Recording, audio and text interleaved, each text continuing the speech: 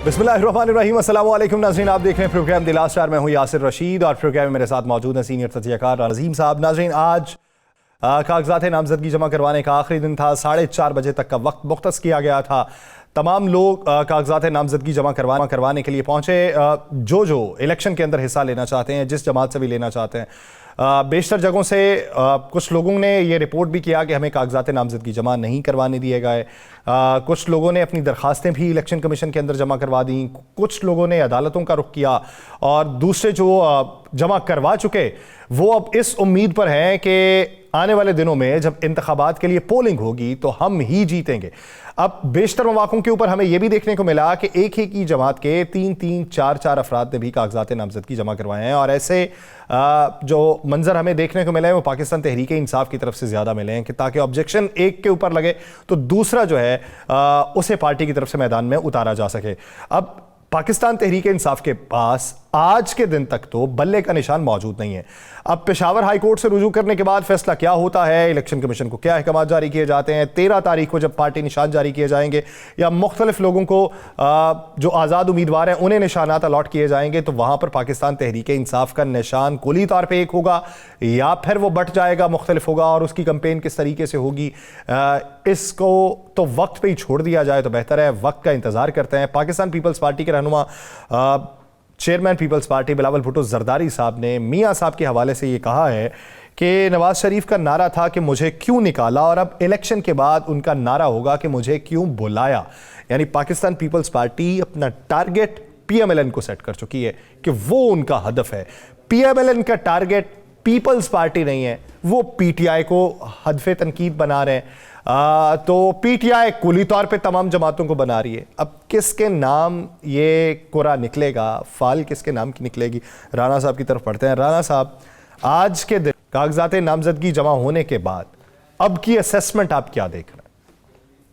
बिस्मिल्लाहिर्रहमानिर्रहीम, अस्सलातु वस्सलामु अलैका या सय्यदी या रसूलल्लाह, अस्सलातु वस्सलामु अलैका या सय्यदी या हबीबल्लाह। देखिए यहाँ सर, एक चीज बड़ी क्लियर है कि जो बात आज बिलावल भुट्टो जरदारी ने की, ये बात हम कई दिन से, कई रोज से हम कर रहे हैं और ये चीज, कुछ चीजें फाइनल हो चुकी है। मैं आपको बिल्कुल ठीक कह रहा हूं, किसी को अच्छा लगे किसी को बुरा लगे। मियां साहब वाकई कहेंगे कि मुझे क्यों बुलाया। बात यह है कि आप मौजूदा सिनेरियो में जितनी एप्लीकेशनें, जितनी बातें, जितने इल्जामात मुख्तलिफ कोर्ट्स में मुख्तलिफ लोगों ने इलेक्शन कमीशन को मुख्तलिफ जगहों पर दिए हैं, क्या आप समझते हैं कि आज से पहले ऐसा हुआ था? क्या आज से पहले हकीकत में कभी ऐसी बात हुई थी? नहीं हुई थी। मैंने इतने इलेक्शन देखे हैं। ये जरूर होता रहा कि इलेक्शन में लोग कहते रहे जनाब धांधली हो गई, लोग इलेक्शन में कहते रहे जी फलां हो गया, लोग इलेक्शन में कहते रहे फलां हो गया। लेकिन एक चीज मैं आपको लिख के देता हूं, ये किसी ने किसी जगह कभी नहीं कहा था कि जनाब इलेक्शन जो है, इलेक्शन लड़ने से पहले हमें इलेक्शन से रोका गया। अब जो जमातें जमहूरियत का दावा करती हैं, मुस्लिम लीग नून, पीपल्स पार्टी समेत दीगर सियासी जमातें, क्या उनमें से किसी एक का ये बयान आया कि नहीं भाई फेयर इलेक्शन के लिए सबको इलेक्शन लड़ने का हक दो? नहीं ना आया। उसकी वजह क्या है? उसकी वजह बड़ी क्लियर ये है कि इन सियासी जमातों को, जिन्होंने 17 माह हुकूमत की, इन सियासी जमातों को पता है कि अगर इलेक्शन में तमाम सियासी जमातें खुलकर मैदान में आई, अगर इलेक्शन में बिलखसूस में नाम ले देता हूं, तहरीक इंसाफ को भी मौका मिला और बाकी सियासी जमातों को भी मौका मिला, तो फिर इन सियासी जमातों का मुस्तकबिल कुछ नहीं होगा।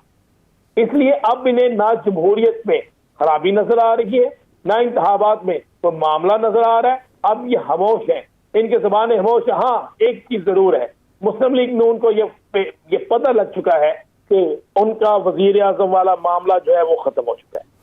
मैं ये आपको बिल्कुल संजीदा और असर बता रहा हूँ। उनको पता लग चुका है कि बिल्कुल उनका मामला खत्म हो चुका है। अब तो कहा जा रहा है कि वकला का क्या काम है, वकला तंजीमों का क्या काम है। तो क्या वकला तंजीमों ने माजी में मुख्तलिफ सियासी मामला में एप्लीकेशनें नहीं दी? सियासी पार्टियां नहीं बने? क्या उनको अदालतों में बुलाया नहीं गया? क्या उन्होंने अपने केस जो है वो रखे नहीं? ये सारा कुछ तो हुआ था।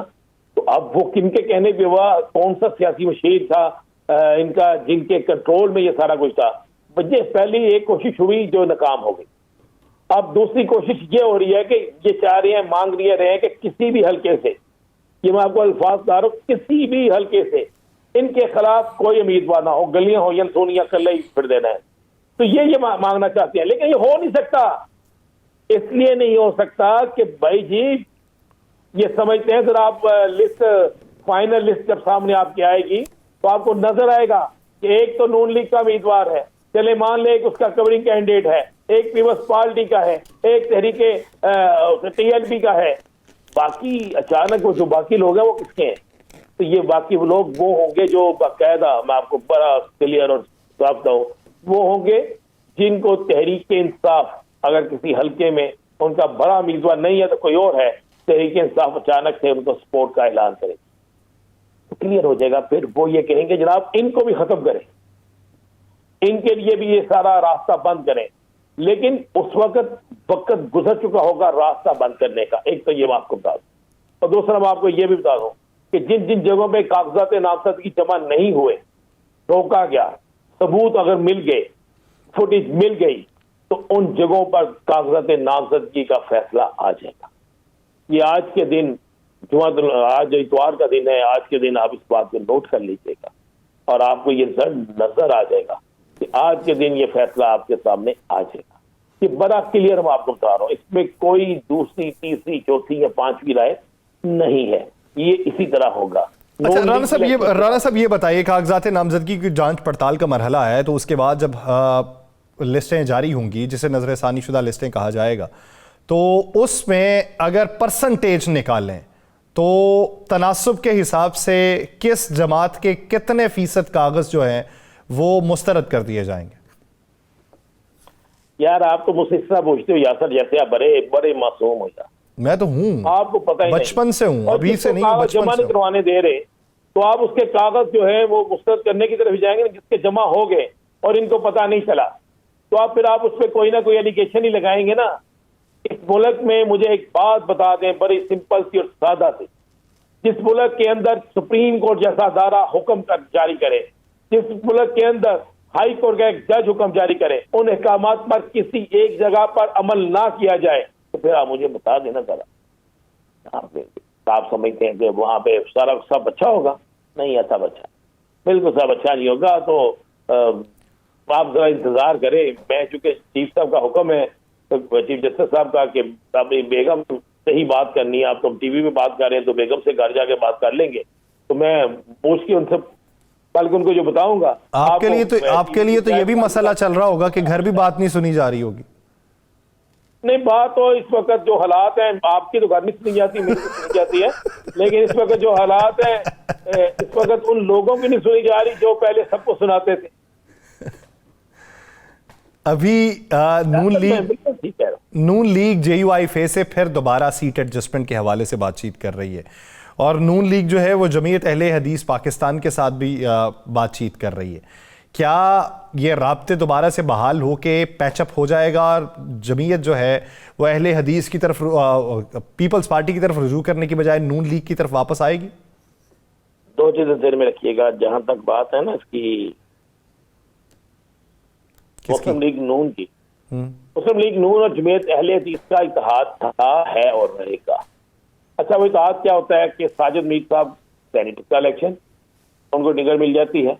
दूसरा इत्तेहाद क्या होता है? दूसरा इत्तेहाद ये होता है कि डेरा गाजी खान से एक सीट दे दी जाती है और एक सीट सियालकोट के एक इलाका पर जो है मसरूर, इस तरफ से दे दी। बस ये इत्तेहाद है। ये इत्तेहाद पहले दिन से चल रहा है और ये चलता रहेगा। बाकी मौलाना साहब को अगर आप कहें कि पंजाब में, मैं आपको एडवांस बता देता हूँ कि मौलाना फजलुर रहमान की जमात को पंजाब में ये 2 सीटें भी दे दें तो ये मुमकिन नहीं।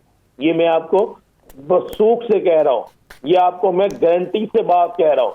इनको ये एक नशिस्त भी मौलाना फजलुर रहमान की जमात को नहीं दे, और मौलाना साहब उसके बावजूद इनसे इत्तेहाद करेंगे और इत्तेहाद होगा KPK के हद तक, बलोचिस्तान की हद तक और सिंध की हद तक। मौलाना साहब इनकी मजबूरी है और ये मौलाना फजलुर रहमान की मजबूरी है। ये दोनों सियासी जमातें एक दूसरे की मजबूरी है। ब्रेक लेते हैं। ब्रेक के बाद पाकिस्तान मुस्लिम लीग नून के सीनियर गवर्नर पंजाब रफीक रजवाना साहब हमें ज्वाइन करेंगे। कहीं नहीं जाइएगा, स्टे विद अस।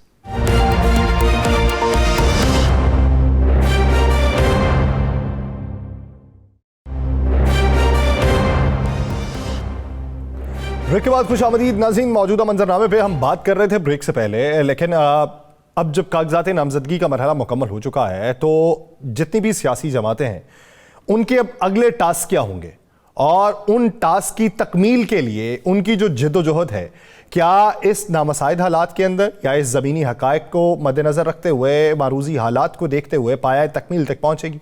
ये एक बुनियादी सवाल है। और नए चेहरे, नए नाम जो पाकिस्तानी सियासत के अंदर एनरोल हुए हैं या होने जा रहे हैं, उनका मुस्तकबिल क्या होगा? पुराने लोग, उनकी तजर्बाकारी और नए लोगों का जुनून, ये किस हद तक पाकिस्तान को बेहतरी की तरफ लेके जा सकता है? और हर पार्टी की प्रायोरिटीज़ में क्या क्या चीज़ें शामिल हैं और उनके लिए उनकी तगोदो क्या है, इसी बारे में बात करेंगे। पाकिस्तान मुस्लिम लीग नून के सीनियर रहनुमा साबिक गवर्नर पंजाब रफ़ीक रजवाना साहब ने हमें ज्वाइन किया है। रफ़ीक रजवाना साहब, बहुत शुक्रिया आपके वक्त का। रफ़ीक रजवाना साहब, अगर देखा जाए अब देखने में ये आ रहा है, माजी में भी ऐसा होता रहा लेकिन अब भी ऐसा देखने में हम सामना कर रहे हैं कि बड़े बड़े जो रहनुमा हैं वो मुख्तलिफ हलकों से अपने कागजात नामजदगी जमा करवा रहे हैं। अब फर्स्ट टीयर लीडरशिप के बाद सेकंड टीयर लीडरशिप भी हमें यही देखने को मिल रही है कि एक से ज्यादा हलकों में कागजात जमा करवाए जा रहे हैं। क्या उन हलकों में नुमाइंदगी नहीं है या फिर वजह कुछ और दिखाई देती है? देखिए, जहां तक तो मतलब है कि फर्स्ट लाइन वाले जो लीडर्स हैं, पार्टियों के जो लीडर्स हैं, वो दो दो तीन तीन जगहों पे जमा कराते हैं। ये पाकिस्तान में एक चीज जो आम है, हर इलेक्शन में होती है। वो एक पॉपुलैरिटी का ग्राफ भी होता है और दूसरा ये है कि उन्होंने सिक्योर करना होता है कि उन्होंने असेंबली में जाना है। ठीक है जी।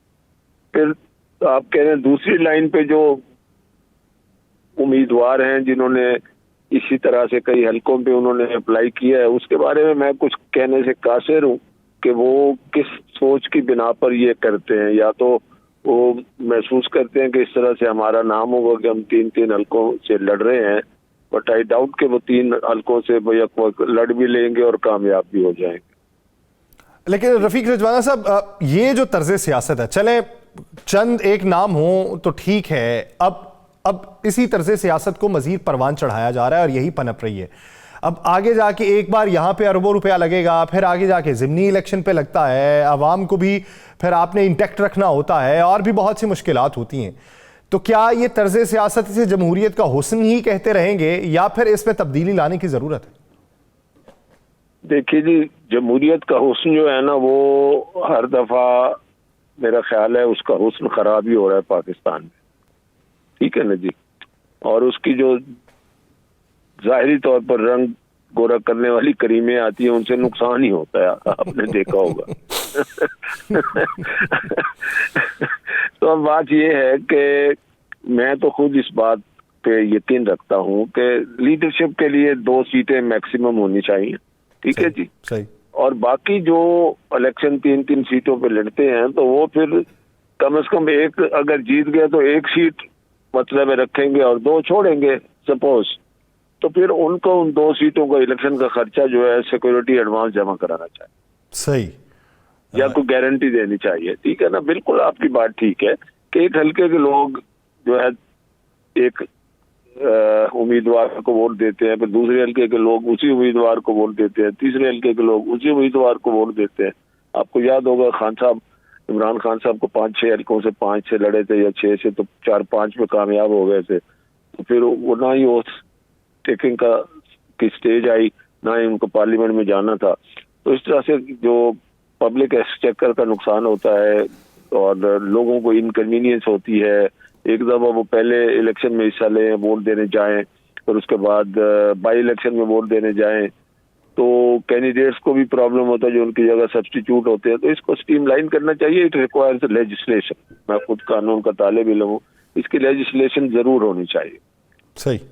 अगर जवाना साहब ये तो बता दें, आप आज आखिरी दिन इलेक्शन के कागजात जमा कराने का, लेकिन एक सियासी जमात के मुख्तलिफ हर शहर से उस सियासी जमात के लोगों के कागजातों को जमा नहीं होने दिया गया, फुटेज सामने आ रही है, इस पर क्या कहेंगे?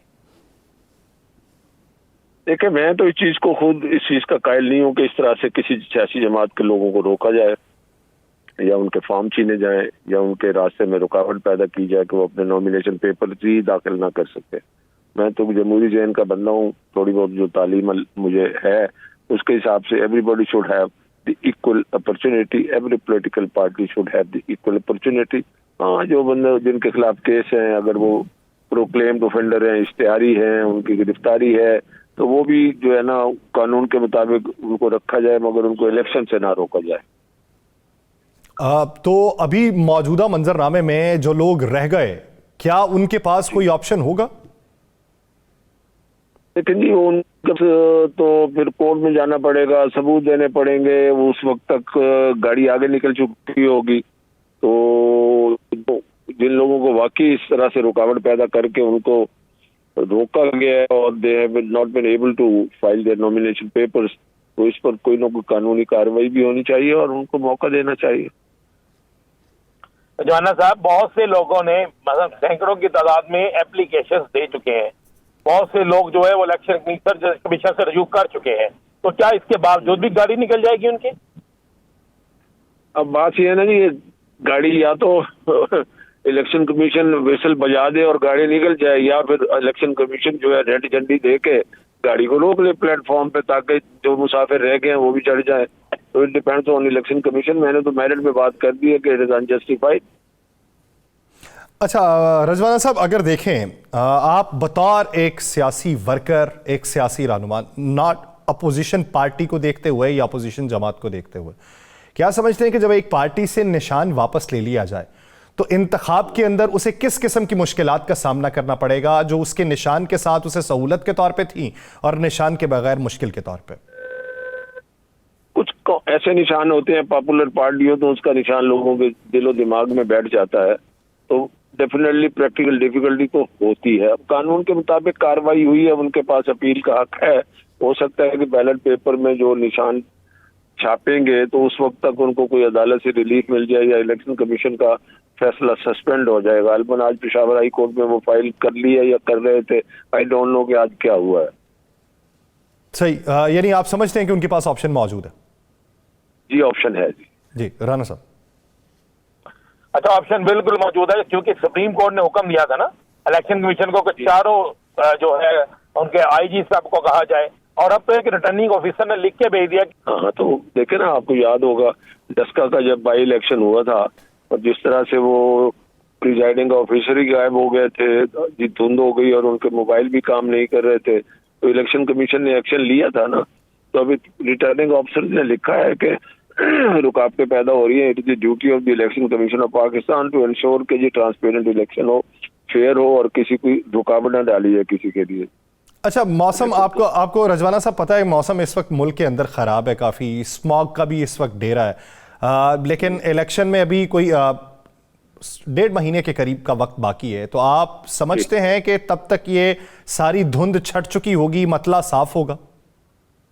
लेकिन आपने तो स्मोक की बात की है, सिर्फ इसी धुंध की बात कर रहे हैं या सियासी धुंध की बात भी कर रहे हैं? आपने ही तज़किरा छेड़ा है वो इलेक्शन वाला के धुंध छाई। मैं उस तनाजुर में पूछ रहा हूं कि क्या धुंध छटी हुई होगी? लेकिन सफर करने वाले धुंध में भी सफर करते हैं। अच्छा, सिर्फ बच बचा कर। लेकिन क्या उनके फॉग लाइट्स लगा के फॉग लाइट्स लगा के इस वक्त फॉग पाइप तो सिर्फ आपके पास ही लग रही है जी। नहीं इंशाल्लाह इस वक्त तो वो लाइट सिर्फ आप ही जमात के पास है। फॉग लाइट मेरे पास है? वो कह रहे हैं कि सिर्फ आप ही की जमात के पास है। नहीं, everybody has a right to get it.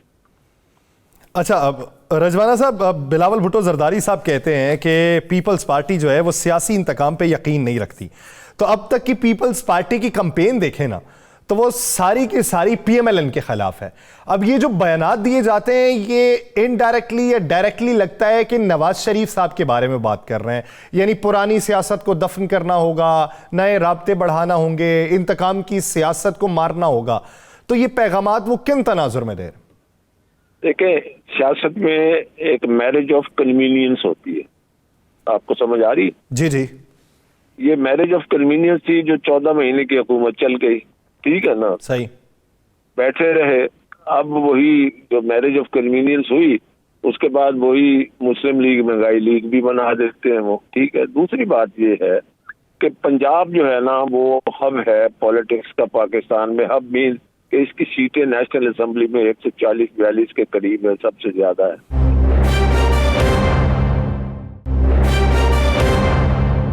रजवाना साहब, आप इंतखाबात में किसी एक की अक्सरियत देख रहे हैं या मिक्स अचार होगा? देखें, जो मेरी असेसमेंट है इंशाल्लाह हमारी जमात की अक्सरियत होगी।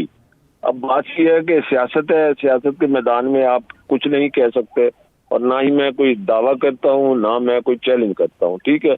मगर अल्हम्दुलिल्लाह मेरा अंदाजा यही है कि हमें अक्सरियत मिलेगी और हम इंशाल्लाह मरकजी हुकूमत भी बनाएंगे और पंजाब में भी बनाएंगे, बलूचिस्तान में भी आर ऑल्सो कंफर्टेबल। आपने देखा हमारे बाप पार्टी से और दोस्तों से ऑर्डर जो है ना वो अपना राब्ता भी हुआ और कुछ लोग PMLN में भी शामिल हो गए। तो आई थिंक इंशाल्लाह अब हम हुकूमत बनाएंगे। अच्छा, आपने राब्तों की बात की। पंजाब के अंदर चौधरी शुजात साहब के बाद आपने इस्तेकाम पाकिस्तान पार्टी से राब्ता किया, उन्होंने आपके सामने मुतालिबात रखे, मंतकी अंजाम तक नहीं पहुंच सके। आपने सिंध के अंदर GDA से राब्ता किया और GD ने कुछ तहफ़्फ़ुज़ात का इजहार किया तो दोबारा उनसे राब्ता नहीं किया गया। MKM ने खड़े होकर आपके साथ इत्तेहाद का ऐलान कर दिया, लेकिन कल के दिन बयान दे दिया हमारी कोई सीट एडजस्टमेंट नहीं है।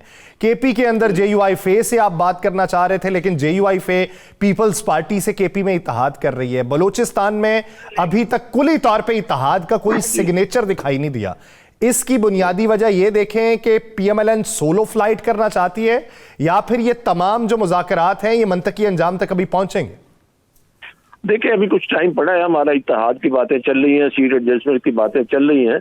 तो डेफिनेटली जहां सीट पे किसी पार्टी का उम्मीदवार है जिसकी एडजस्टमेंट हम मांगना चाह रहे हैं या वो हमसे मांगना चाह रहे हैं और हमारा उम्मीदवार है, पुराना उम्मीदवार है, इलेक्शन लड़ता रहा है, तो डेफिनेटली वहाँ रेजिस्टेंस तो आती है और आ रही है।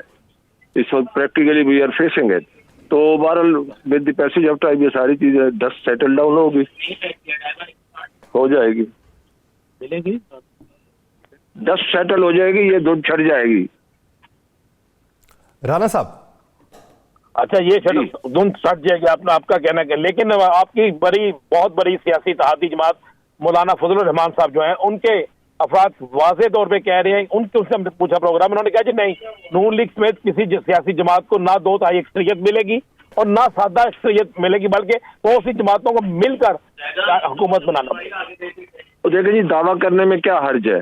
कोई हर्ज नहीं है। मैं भी दावा कर सकता हूँ कि 2 तिहाई मिल जाएगी, मगर जमीनी हकायक देखने चाहिए। 2 तिहाई अक्सरियत का मेरा ख्याल है पाकिस्तान में इस वक्त कोई ऐसी सियासी मैदान में गुंजाइश मुझे तो नहीं लगती है, तो भी फेयर है ना। अच्छा, अक्सरियत वाली बात हो सकती है जो मैंने पहले गुजारिश की है।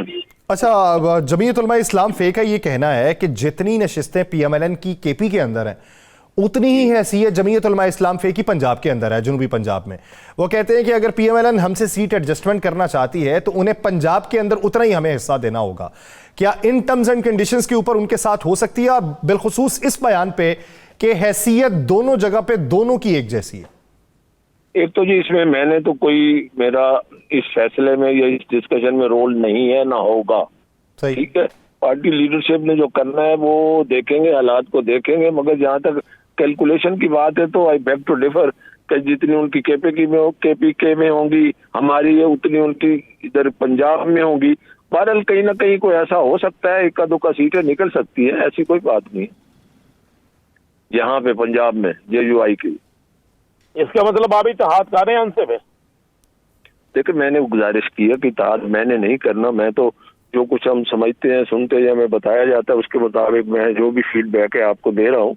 इत्तेहाद हो सकता है या सीट एडजस्टमेंट हो सकती है, लेकिन जो हम सिवाय पीपल्स पार्टी के जितनी जमातें हमारे साथ कोलिशन गवर्नमेंट में रही हैं, मखलूत हुकूमत में रही हैं, अदम एतमाद से लेकर और ये असम्बलियाँ डिजॉल्व होने, तो उनमें से अंडरस्टैंडिंग तो एक डेवलप हुई और हमने मिलकर काम किया। तो वही एक अंडरस्टैंडिंग और वो एक जो ट्रस्ट है, एतमाद की फिजा है, वो कायम रह जाए और मिलकर काम करें। क्योंकि पाकिस्तान जिन हालात का शिकार है माशी तौर पर और सियासी तौर पर, तो हुकूमत किसी की बल जीते कोई हारे, पार्लियामेंट को एज ए होल और जमातों को मिन जुमला जिसको बाजमात कहते हैं, सारों को खड़ा होना पड़ेगा पाकिस्तान की बेहतरी के लिए, पाकिस्तान की माशी इस्तेहकाम के लिए। तब ये पाकिस्तान सही तरीके से सेंटर में जाएगा। अगर इसी तरह से लेग पुलिंग होती रही और एक दूसरे को इल्जाम तराशी इलेक्शन के बाद भी करते रहे, हारने वाला कहे धांधली हो गई, जीतने वाला कहे ठीक हुआ, तो फिर मैं कभी कभी मुझे खौफ आता है फिर हम आगे कैसे चलें। अच्छा रजवाना साहब, आप क्या समझते हैं कि मियां साहब को माजी की सियासत एहतसाब का नारा इसी को लेके चलना चाहिए? क्योंकि फैसला तो मियां साहब ने करना है, लेकिन बतौर एक सियासी वर्कर, पाकिस्तान मुस्लिम लीग नून के नुमाइंदा नहीं, बतौर सियासी वर्कर क्या समझते हैं कि ये नारा छोड़ के उन्हें मुस्तकबिल की हिकमत अमली तय करनी चाहिए? देखिए, ये उनका एक नारा है उनका, और एक और बात है कि एक जनरल हम डिस्कशन कर रहे हैं अपार्ट फ्रॉम बीइंग कि मैं आई एम फ्रॉम PMLN। बात यह है कि जो गलतियां माजी में हुई हैं, जो ज्यादती हुई हैं, उनका जिक्र तो करना पड़ता है ना। एहतसाब एक अल्टीमेट है कि एहतसाब होना चाहिए। ये तो नहीं कह रहे कि एहतसाब हम करेंगे, मगर ये बावर कराना कौम के लिए जरूरी है कि हर दफा फिर ऐसे ही होता रहा तो फिर आगे क्या होगा। इसीलिए ये बावर कराया जा रहा है। अदरवाइज उन्होंने कहा हमने इंतकाम नहीं लेना और ना ही लें, अल्लाह करे ना ले, और ना ही उन्होंने कहा हम लेंगे। पर लेट्स गो अहेड, आगे जाना चाहिए, सिर्फ उसी चीज पे नहीं खड़ा रहना चाहिए, मैं आगे भी जाना चाहिए। सही। जवाना साहब ये बता दें, क्या नून लीग का बयानिया जो है, जो मियां साहब फरमा रहे हैं, मजीद तेज से तेज होता जा रहा है, ये दोबारा आप वोट को इज्जत दो पे आ रहे हैं या वहीं तक रुकेंगे जहां तक कि किस तहरीक को वोट को इज्जत दो का जो नारा है ना, वो सिर्फ वोट को इज्जत दो का नारा नहीं है। उसको अगर फर्दर इंटरप्रेट करें, यही है कि जो लोग आपको वोट देते हैं उनकी भलाई के लिए काम करें। जो आप वादे करके वोट लेके आते हैं, पार्लियामेंट में आते हैं, हुकूमतें बनाते हैं या अपोजिशन में बैठते हैं, उनकी भलाई के लिए काम करें।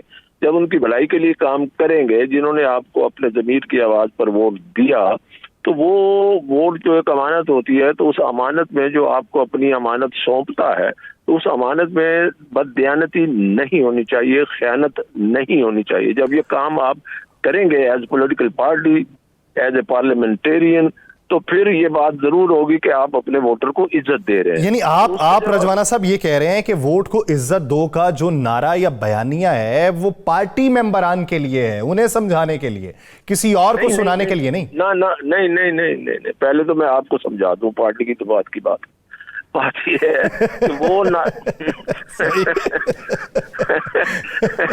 लेकिन कितने अच्छा खुशगवार मूड में हो रहा है, नहीं तो इतने हंसी तो मेरे ख्याल कम ही प्रोग्राम में होती है आपके टॉक शो में। लेट्स बी प्लेजेंट, ताकि हमारे नाजरीन भी थोड़ा रिलैक्स हो। बात ये है कि वोट को इज्जत दो का जो मैंने इंटरप्रिटेशन की है, जिसकी वजाहत की है, उसका मकसद ये है, अपने बंदों को देखें, ये तो एक रिस्पॉन्सिबिलिटी है।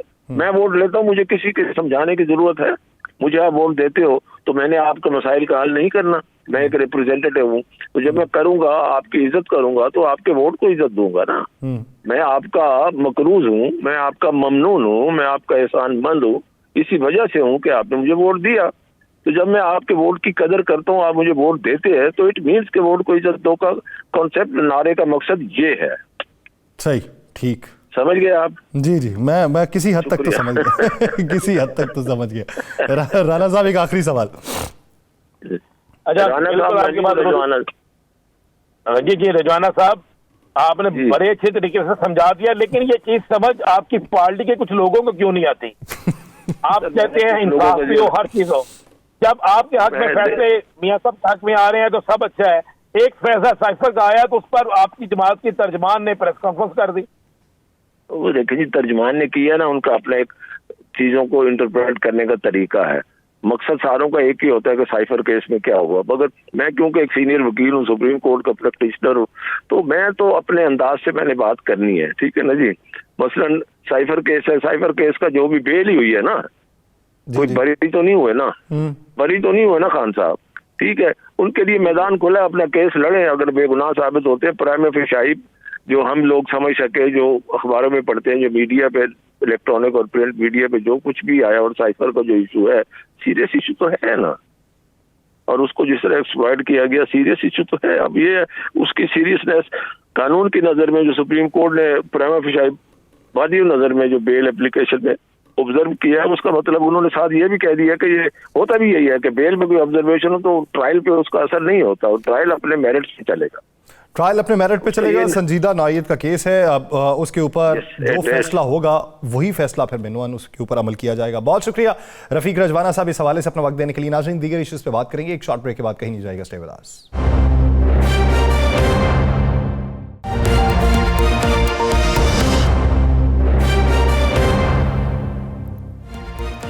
ब्रेक के बाद खुशामदीद।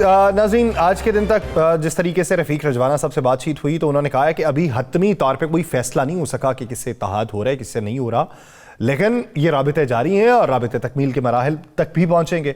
इसी बारे में बात करते हैं। जमीयत उलमा इस्लाम फे के सीनियर रहनुमा मुफ्ती किफ़ायतुल्लाह साहब ने हमें ज्वाइन किया। मुफ्ती साहब, बहुत शुक्रिया आपके वक्त का। मुफ्ती साहब, आपने कहा था पंजाब में हक दो, KP में हक ले लो, और अभी मरकजी क़यादत का राबिता हुआ है दोबारा से। ऐसे वक्त के अंदर के जब आप पाकिस्तान पीपल्स पार्टी से कुली तौर पे अगर KPK में ना भी सही पेशावर की हद तक आप इत्तेहाद या सीट एडजस्टमेंट की बात कर चुके हैं, तो फिर नून लीग से किन टर्म्स एंड कंडीशंस के ऊपर इत्तेहाद या सीट एडजस्टमेंट होगी?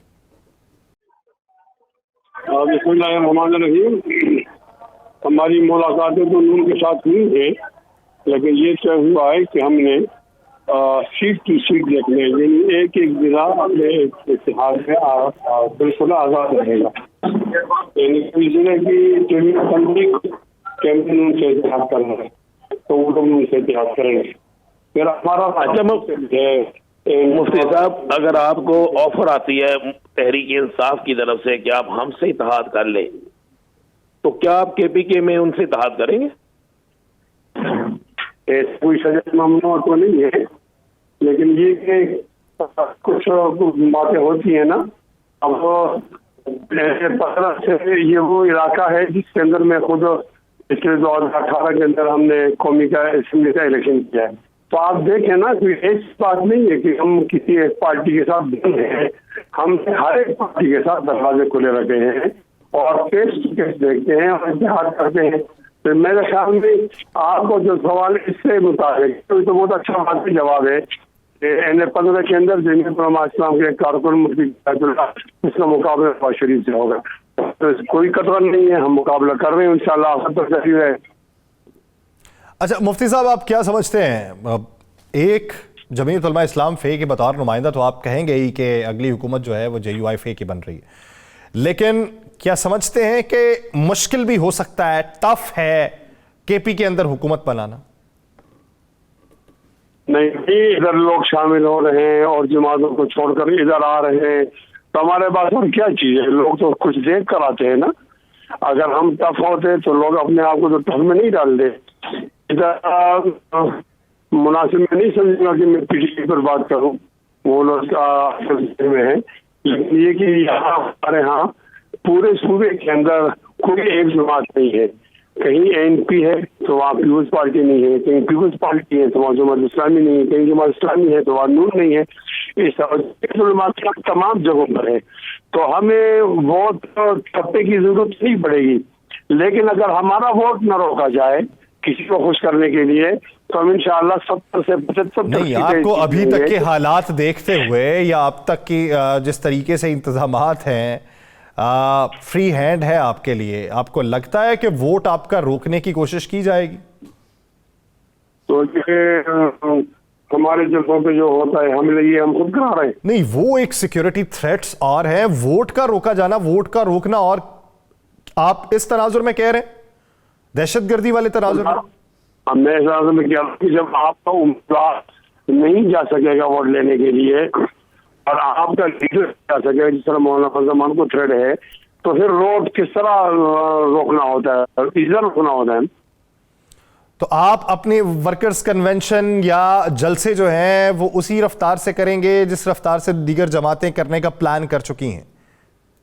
वो तो हम ऐसे लोग हैं कि हम मौत से डरते नहीं हैं, हालात से डरते नहीं है, हम तो करेंगे बल्कि उससे ज्यादा करेंगे। लेकिन सोचने वालों को जरा सोचना भी चाहिए कि आखिर क्यों एक जमात को हदफ बनाकर उनको रोका जा रहा है, यानी उनसे क्या तकलीफ है? मुल्क की जमात है और हमें हक तो हासिल। सही। मुफ्ती साहब ये बताइए, साबिक चेयरमैन पब्लिक अकाउंट्स कमेटी जो पाकिस्तान तहरीक इंसाफ की तरफ से इलेक्शन जीते थे, फिर अलहदगी इख्तियार कर ली, वो आपकी पार्टी में शामिल हुए हैं। खुद राबिता पार्टी ने किया या उन्होंने पार्टी से राबिता करके अपनी ख्वाहिश का इजहार किया? नहीं, वो काफी अरसे से हमारे मौलाना अताउर रहमान साहब के साथ सूबाई अमीरों के साथ राब्ते में थे, बल्कि हमारे जो सब मेरी हो रही थी। जब ये कल परसों जब उन्होंने राब्ता किया कि भैया आप आए, हम शामिल हो रहे हैं, तो हम गए, हमने वेलकम किया और शामिल किया। बल्कि वहाँ पर हमारे पास कोई अच्छा उम्मीदवार नहीं था, तो हमने इसी को उम्मीदवार बनाया। इनका हमसे राब्ता था। खैर, इस बात को तो मेरे ख्याल में इज्जत नफ्स के खिलाफ नहीं ले जाना चाहिए, लेकिन ये कि लोग लापरवाही करते हैं। चले, एक आखिरी सवाल ये कि हुकूमत जो अगली बननी है उसमें आप पीपल्स पार्टी को कहाँ पे देखते हैं, हुकूमत के अंदर या अपोजिशन के अंदर? मेरे ख्याल में सियासी वर्कर के तो दूसरी बड़ी जमात होंगी, लेकिन होंगे अपोजिशन में, मरकज में अपोजिशन होगी। बहुत शुक्रिया मुफ्ती किफ़ायतुल्लाह साहब इस हवाले से अपना वक्त देने के लिए। प्रोग्राम का वक्त खत्म हुआ चाहता है। मुझे और राना साहब को दीजिए इजाज़त, आपसे मुलाकात होगी अगले हफ्ते। अपना बहुत सा ख्याल रखिएगा। अल्लाह ने के बाद।